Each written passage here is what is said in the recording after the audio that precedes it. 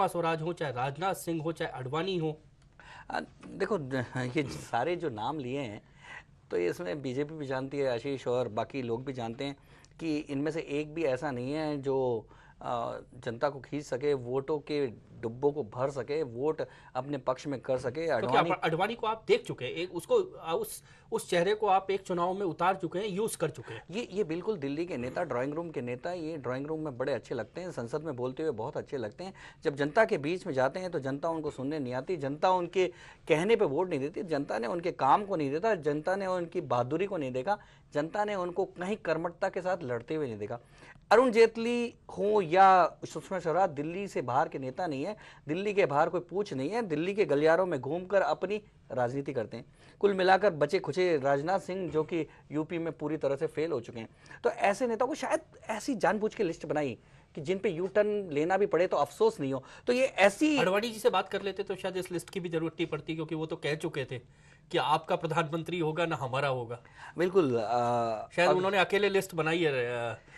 बिल्कुल ऐसा लगता है कि मैंने जो कहा ना कि आडवाणी को तो केवल मार्गदर्शक बना के उनको मार्ग पे खड़ा कर दिया गया है, तो इसलिए उनसे पूछने की भी जरूरत नहीं समझी और इसलिए ब्लॉग से काम चला रहे हैं कि ब्लॉग में लिख लिख कर जनता तक अपने संदेश भेज रहे हैं। लेकिन भाजपा के सामने ये है कि अगर बार बार इस तरह से यू टर्न लेती रही तो जनता भी भाजपा के खिलाफ यू टर्न हो जाएगी और जो अभी सपोर्ट में दिखाई दे रही है वो उसके खिलाफ खड़ी हो जाएगी। स्थिति तो प्रताप जी यही नजर आ रही है कि जिस तरह से यू टर्न मारा, नरेंद्र मोदी नहीं है, उसके अलावा ये 4 नाम है, यानी कुल मिलाकर नेता विहीन तो पार्टी नजर आ रही है। शायद मुझे लगता है कि भाजपा को ये गलतफहमियों कि इतने सारे नेताओं को कहने से जनता के बीच में जाएगा कि हमारे पास बहुत सारे नेता हैं, लेकिन सब जानते हैं कि नेताओं की कितनी जमीनें हैं। कुल मिलाकर भाजपा में इस समय एक ही नेता है और जमीनी नेता है, हकीकत का नेता है, जो जुड़ा हुआ नेता है वो है नरेंद्र मोदी। ये जनता जानती है, लेकिन भाजपा एक बताना चाहती है कि हमारे पास नेताओं का एक ऐसा बड़ा मंडल है जिसके सहारे हम आगे बढ़ना चाहते हैं, लेकिन जनता यू टर्न ले लेगी अगर ज्यादा नाम ये चलाए। बहरहाल बहुत बड़ा सवाल है कि आखिर इस यू टर्न के मायने क्या है।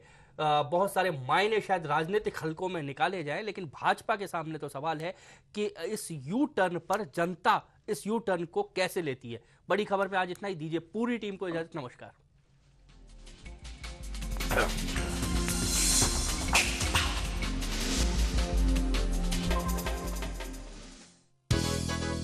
हाड़ौती या बीकानेर।